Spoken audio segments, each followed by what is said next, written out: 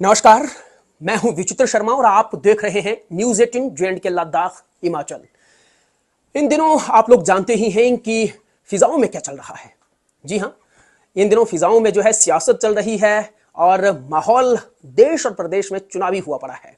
हम लोग भी क्यों ना इन दिनों फिर चुनावों की बातें करें, सियासत की बातें करें। तो चलिए, आज मैं जिस सियासी हस्ती को लेकर आप लोगों के सामने हाजिर हुआ हूं वो कोई और नहीं बल्कि भारतीय जनता पार्टी की कांगड़ा संसदीय क्षेत्र से जो है प्रत्याशी के तौर पर हैं हमारे साथ डॉक्टर राजीव भारद्वाज जी। डॉक्टर साहब, आपका बहुत स्वागत है न्यूज 18 पर। धन्यवाद धन्यवाद विचित्र जी। डॉक्टर साहब, आपको जो है वो भारतीय जनता पार्टी ने अपने प्रत्याशी के तौर पर मैदान में उतार दिया है।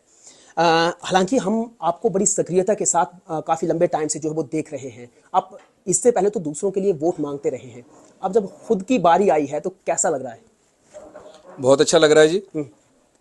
इससे पहले मैं अपनी बात शुरू करूं, मैं अपने शीर्षस्थ नेतृत्व, विश्व विख्यात नेता आदरणीय नरेंद्र मोदी जी का, हिमाचल प्रदेश के सपूत आदरणीय जगत प्रकाश नड्डा जी का, आदरणीय जयराम ठाकुर जी का, आदरणीय बिंदल जी का, हमारे दो वरिष्ठतम नेता हिमाचल प्रदेश के श्रीमान शांता कुमार जी, श्रीमान प्रेम कुमार धूमल जी का, अनुराग ठाकुर जी का, सिद्धार्थन जी का कोटि कोटि धन्यवाद करता हूं कि एक ऐसे कार्यकर्ता को इतने बड़े दायित्व के लिए उन्होंने डिप्यूट कर दिया है जी। कि जो केवल पिछले 36 वर्षों से पार्टी का काम करता था। पार्टी जो ड्यूटी उसकी लगाती थी उस कार्यकर्ता की, वही काम करने वाला कार्यकर्ता आज इतना बड़ा दायित्व मेरे जिम्मे दिया है पार्टी ने। मैं आपके चैनल के माध्यम से उनका कोटि कोटि धन्यवाद करता हूं, कोटि कोटि अभिनंदन करता हूं। बड़ी हैरत की बात है डॉक्टर साहब, क्योंकि देखिए जो फहरिस्त थी, जो सूची थी वो काफ़ी लंबी चौड़ी थी और एक आना 100 बीमार जैसी स्थिति हम लोग देख पा रहे थे। और आज ऐसा कौन शख्स है, कौन नेता है जो ये नहीं चाहेगा कि भैया भारतीय जनता पार्टी से जो है वो हम लोग प्रत्याशी हों। बड़े बड़े कद्दावर नेता, मैं सबसे पहले तो अगर मौजूदा सांसद की ही बात कर लूँ तो किशन कपूर जो थे वो लाइन में थे। इसके अलावा जो है राकेश पठानिया लाइन में थे। इसके अलावा जो है विपिन परमार लाइन में थे और भी बहुत सारे नेता थे जिनको लग रहा था कि क्योंकि वो सक्रिय राजनीति में हैं उनको ही मौका मिलेगा। लेकिन अचानक से डॉक्टर भारद्वाज ऊपर आए और उन्हें मौका मिल गया।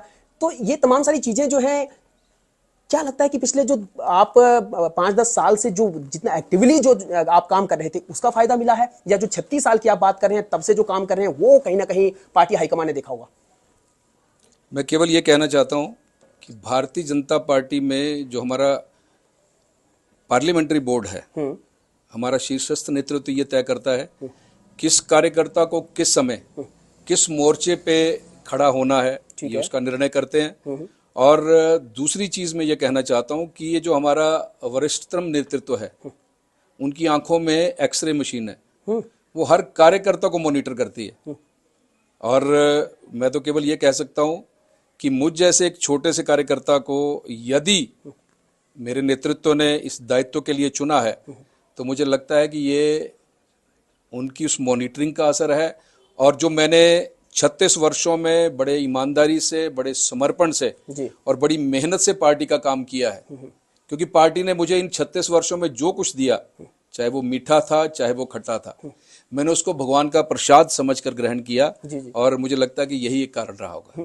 डॉक्टर साहब, क्योंकि इससे पहले जो है मैंने कहा है कि सक्रिय राजनीति में तो आप यानी नहीं थे, जो अब आ रहे हैं चुनावी जिसको कहते हैं ना कि इलेक्टोरल पॉलिटिक्स जो होती है उसमें आप नहीं थे। लेकिन ऐसा नहीं है कि आप जो है वो ओहदों पे नहीं रहे हैं, है ना। केसीसीबी बैंक को आपने बढ़िया चलाया, बाखूबी चलाया। उससे पहले एचआरटीसी को आपने बहुत बढ़िया चलाया, लाइफलाइन मानी जाती है हिमाचल प्रदेश की। और भी कई ओहदों पे आप रहे हैं, तो लगता है कि उसका एक्सपीरियंस आज आपको जो है वो भविष्य में मिलने वाला है। पब्लिक के साथ तो आपकी इंटरेक्शन होती ही रहती है, और अब जो है अब जनता के बीच में अगर आप जा रहे हैं तो कैसा लग रहा है सब तमाम सब चीजें? मुझे इसका पूरा अनुभव है। उसका कारण यह है कि मैं बैठा बैठा सोच रहा था कि 8वां लोकसभा का चुनाव है। 7 लोकसभा चुनाव मैंने लड़ाए हैं और 8वां लोकसभा चुनाव लड़ने का सौभाग्य मुझे मेरे केंद्रीय नेतृत्व ने प्रदान किया है। उसका अनुभव भी है, प्रशासनिक अनुभव भी है। मुझे, जैसे आपने कहा कि एचआरटीसी में चेयरमैन के रूप में काम करने का सौभाग्य मिला, फिर मुझे कांगड़ा केंद्रीय सहकारी बैंक में चेयरमैन के रूप में काम करने का सौभाग्य मिला। तो इन सब के अनुभव, चाहे वो संगठनात्मक अनुभव हो, चाहे वो प्रशासनिक अनुभव हो, इन दोनों से मैं गुजर चुका हूं।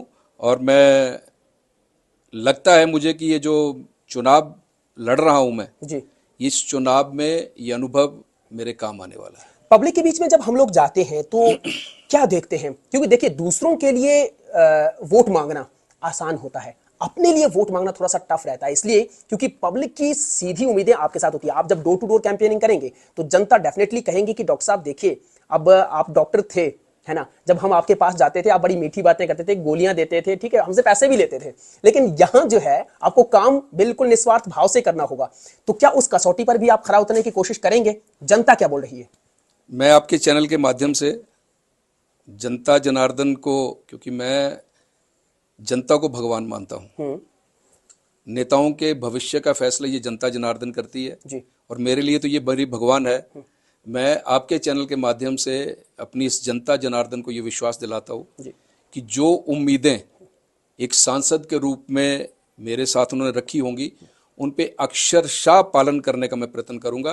प्रयत्न ही नहीं करूंगा, मैं उनको पूरा विश्वास दिलाऊंगा, उस पे खरा खरा उतरूंगा, ऐसा मैं कहना चाहता हूं। डॉक्टर साहब, मैं यहाँ, हाँ बिल्कुल, ये कांगड़ा संसदीय क्षेत्र की अगर मैं यहाँ की टोपोग्राफी की अगर मैं बात करूं तो आकांक्षी जिला जो है हमारे पूरे हिमाचल प्रदेश में, जब पूरे देश भर में जो मोदी सरकार थी तो उस दौरान उन्होंने जो है ये फैसला लिया 2014 के टेन्योर में कि पूरे हिंदुस्तान में 105 ऐसे जिले थे जिनको कि एस्पिरेशनल डिस्ट्रिक्ट जो वो डिक्लेयर किया गया था।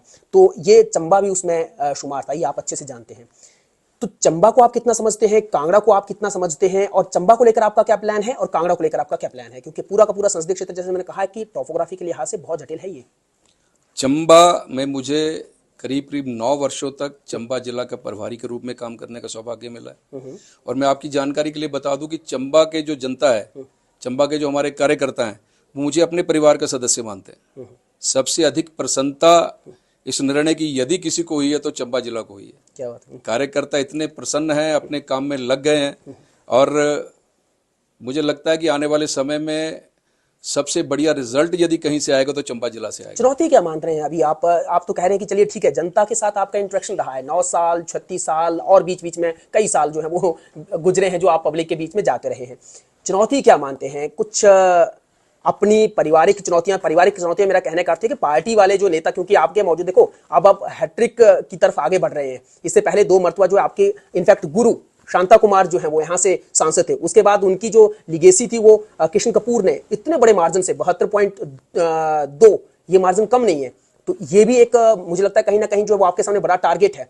तीसरा ये कि क्या उन्होंने जो काम किए हैं वो बढ़िया थे या कुछ नहीं हुए हैं, जनता उस पर कोई सवाल उठाती है। तो ये चुनौती आप मानते हैं क्या क्या है आपके?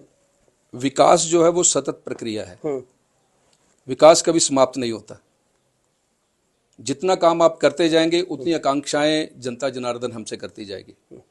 तो एक सतत प्रक्रिया है, और विकास की जननी यदि कोई है तो वो है भारतीय जनता पार्टी। नहीं, ये बात ठीक है डॉक्टर साहब, कहने को अच्छा लगता है। जितने हमारे सांसद हैं, जी जी, जिन्होंने इस लोकसभा क्षेत्र को रिप्रेजेंट किया है, उन्होंने अपनी समझ के अनुसार बहुत अच्छे काम किए हैं। और मैं तो आपको ये कहना चाहता हूं कि इस बार जो है, इस बार का जो चुनाव है वो जनता लड़ेगी। नहीं, जनता लड़ेगी। देखिए, मैं यहाँ रोकना चाहूंगा डॉक्टर साहब, आप देखिए, आप कह रहे हैं कि विकास एक सतत प्रक्रिया है, अच्छी बात है, लेकिन जब हम लोग फील्ड में जाते हैं जनता कहती है कि हमारे सांसद जो है पूरे 5 साल में हमें कहीं दिखे ही नहीं, है ना, उन्होंने काम करवाया तो क्या करवाया, कुछ पता तो चलता। और ऊपर से क्या है कि बात में कह रहा था कि आपके सियासी गुरु शांता कुमार की, तो उनका एक ड्रीम प्रोजेक्ट भी था चंबा में कि उन्होंने कहा था कि हम यहाँ पर सीकरी धार में जो है वो सीमेंट प्लांट लगाएंगे।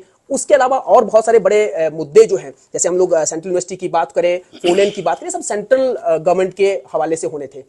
तो क्या उन सब पे बात होगी, वो काम होंगे, उनके लिए क्या है अपने पास प्लान? का उस पर बात नहीं होती है? बिल्कुल, मैं ये कहना चाहता हूं कि श्रद्धेय शांता कुमार जी ने 4 बार इस लोकसभा क्षेत्र को रिप्रेजेंट किया है, और उन्होंने जिस स्तर को मेंटेन किया एक सांसद के रूप में, एक केंद्रीय मंत्री के रूप में, मैं आपके चैनल के माध्यम से विश्वास दिलाना चाहता हूं कि जो शांता कुमार जी ने एक स्तर कायम किया था इस लोकसभा चुनाव क्षेत्र का, उसको नीचे नहीं आने दूंगा, उससे आगे बढ़ेंगे हम लोग। और मुझे लगता है कि शांता कुमार जी का आशीर्वाद भी हम सबके साथ होगा।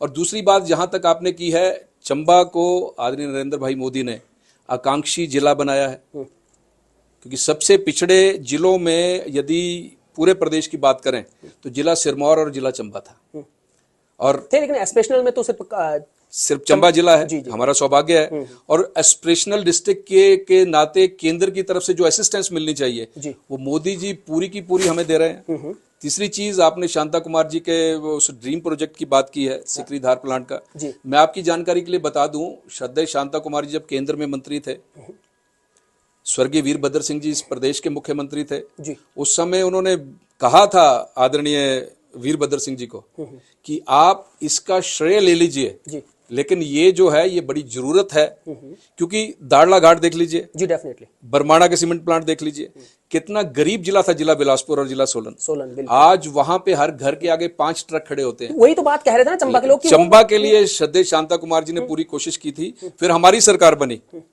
जयराम ठाकुर जी मुख्यमंत्री बने, उन्होंने इसका रेजोल्यूशन केंद्र को भेजा, केंद्र ने उसको अप्रूव करके भेज दिया, जी।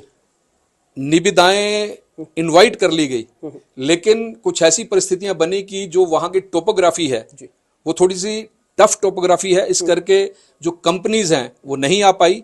इवन आदरणीय जयराम ठाकुर जी ने तो ये कहा था कि हम अप्रोच के लिए भी आपकी मदद करेंगे, थोड़ी अप्रोच का इशू था वहां पे, लेकिन कंपनीज नहीं आ पाई। लेकिन मैं ये कहना चाहता हूं, श्रद्धेय शांता कुमार जी और श्रद्धेय जयराम ठाकुर जी तब के मुख्यमंत्री, उन्होंने इस ड्रीम प्रोजेक्ट को पूरा करने में कोई कमी नहीं छोड़ी, कोई कोर कसर नहीं छोड़ी, और मैं फिर विश्वास दिलाता हूं कि जब फिर से हमारी सरकार बनेगी, यानी हैट्रिक लगाएंगे आप, उसमें फिर बड़े जोर से इस मुद्दे को उठाने का प्रयत्न किया जाएगा, लोकसभा में इस बात को। डॉक्टर साहब, ये बातें ना कहने को अच्छी लगती हैं, जब भी हम लोग ये इलेक्शन आते हैं ना, चुनाव आते हैं, तो हम लोग इसी तरह से गॉसिप्स करते हैं, बातें करते हैं, और इसी तरह से जो नेता लोग होते हैं वो ये कहते हैं कि हम ये भी करेंगे वो भी करेंगे, लेकिन देखिए जनता अपने आप को ना ठगा हुआ महसूस करती है। अगर मैं सेंट्रल गवर्नमेंट की अगर मैं बात करूँ, जो जिनके सांसदों की अगर मैं बात करूँ, तो जो यहाँ सेंट्रल गवर्नमेंट द्वारा जो प्रोजेक्ट्स यहाँ पर लाए गए थे, सेंट्रल यूनिवर्सिटी का हाल आप देख लीजिए, है ना, 1.5 दशक कंप्लीट हो गया। 4 लेन की स्थिति कह रहे थे कि भैया 4 साल में हम लोग मुकम्मल कर देंगे, सब चीजें ओके हो जाएंगी, ठीक है। इसके अलावा और भी बहुत सारे ऐसे प्रोजेक्ट्स थे जिन पर काम होना था, जैसे सिकरी के धार प्लांट की आप बात कर रहे हैं, या पठानकोट से भरमौर तक जो है चंबा की मार्फत जो है उसको नेशनल हाईवेज के साथ प्रॉपर जोड़ना, और ट्रेन की बात इस बार नई ऐड ऑन हुई है। तो क्या आप ये एश्योर करेंगे कि अगर आपको मौका मिलता है तो ये तमाम सारी चीजों पर काम होगा? आप यहाँ की आवाज वाकई में, जिस तरह से आप बड़े प्रखर प्रवक्ता हैं, उसी तरह से सदन में भी वहां भी उठाएंगे? अगर मौका मिलता है आपको तो सेंटर में भी उठाएंगे? मैं सेंट्रल यूनिवर्सिटी की बात यदि करूं, धर्मशाला की जनता से के दिल से जुड़ा हुआ ये प्रोजेक्ट है जी। और इसकी आपकी जानकारी के लिए बता दूं कि केंद्र की सरकार ने 250 करोड़ रुपया मोदी जी ने दिल्ली से भेज दिया है जी।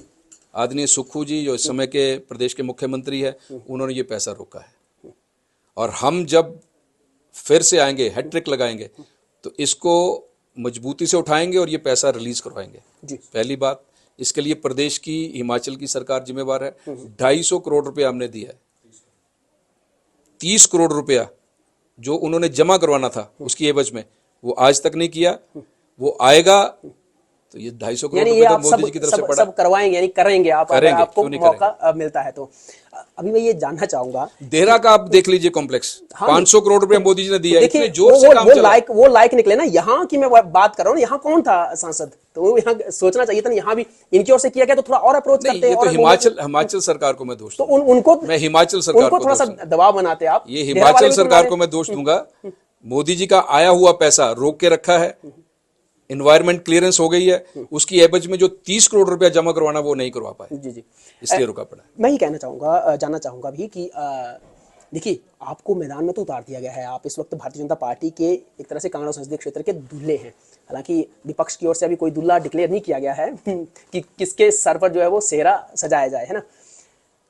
बीच की अगर मैं बात करूं तो क्या संगठन में सब ठीक ठाक है, सभी का समर्थन मिल रहा है, और कहां कहां अभी तक आप गए हैं जिनसे आपने समर्थन हासिल किया है, और क्या उन लोगों के पास भी गए हैं जो आप ही की तरह जो थे वो पहले फहरिस्त में थे लेकिन अब वो बाहर हो चुके हैं और आप मुख्य धारा में हैं? मैंने कहा ना कि भारतीय जनता पार्टी में हमारा जो केंद्रीय नेतृत्व है वो तय करता है कि किस कार्यकर्ता को किस समय किस मोर्चे पे खड़ा होना है। इस पर कांगड़ा चंबा लोकसभा की जो दायित्व था मुझे दिया गया।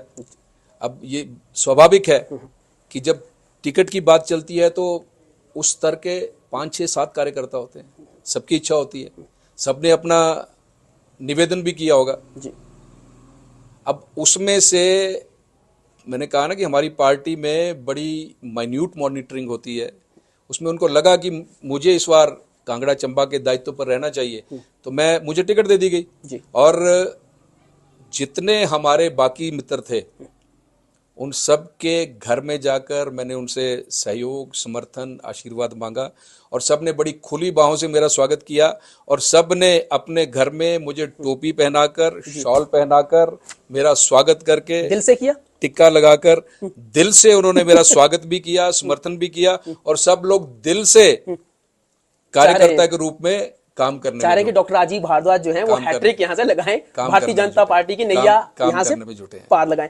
डॉक्टर साहब, आपके जो सियासी गुरु हैं शांता कुमार, उनका आशीर्वाद आपको मिला है, मैंने देखा है और सुना भी है, लेकिन उनसे पहले, ठीक पहले उनकी एक स्टेटमेंट आई थी कि हमारी भारतीय जनता पार्टी भी उसी दिशा में चल पड़ी है जिस दिशा में जो है पहले दूसरे दल चला करते थे।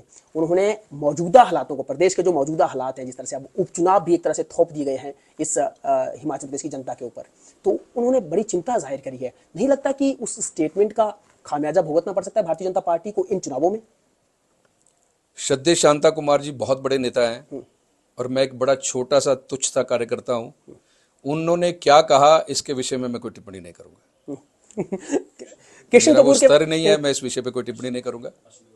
कृष्ण कपूर के पास भी आप गए थे, सांसद है मौजूदा, क्या उनकी ओर से प्रॉपर दिल से? आदरणीय कृष्ण कपूर जी ने बड़ी खुली बाहों से मेरा स्वागत किया और उन्होंने कहा कि मैं और मेरी टीम पूरे जोर से आपके साथ हैं, साथ चलेंगे, आपको आशीर्वाद देंगे।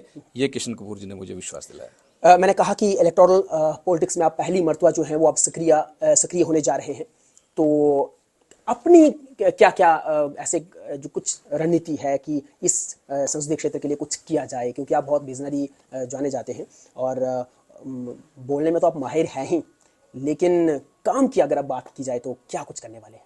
वक्त आने पे बता देंगे तुझे ए आसमां, हम अभी से क्या बताएं क्या हमारे। वाह वाह, ये डायलॉग नेता के जुबान पे रहते हैं, ये अच्छी बात रहती है, लेकिन ग्राउंड पर लेकिन मैंने कहा, मैंने प्राथमिकता गिनाई है सेंट्रल यूनिवर्सिटी, जी जी, कनेक्टिविटी। कनेक्टिविटी में केंद्र की सरकार की तरफ से, मोदी जी की तरफ से एयरपोर्ट का विस्तार हो रहा है, अंतिम चरण में है।